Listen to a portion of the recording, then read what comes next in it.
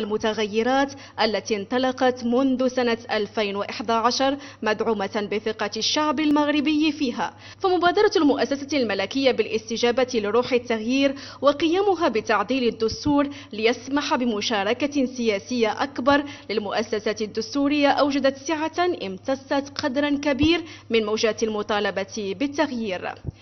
التجربة المغربية لم تسمح بالوقوع تحت التأثير المباشر للتدخلات الخارجية سواء الإقليمية منها أو الدولية، مما وفر لمكونات العملية السياسية أن تتفاعل مع بعضها البعض طبقا لقوى التوازن الداخلية، وليس الوقوع في شرك المؤثرات الخارجية الباحثة عن مصالحها أو المستجيبة لمخاوفها.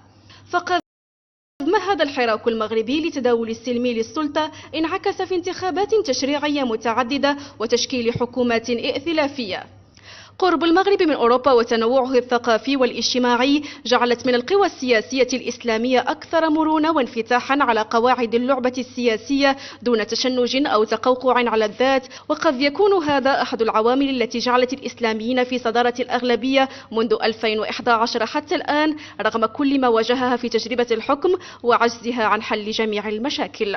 استحقاقات 7 أكتوبر أثبتت تعزيز استثنائية النموذج المغربي منذ 2011 من خلال بناء مسار ديمقراطي ليس فقط للمغرب، فالجميع اليوم يؤمن بأن النموذج المغربي استثنائي بامتياز ويمكن تصديره.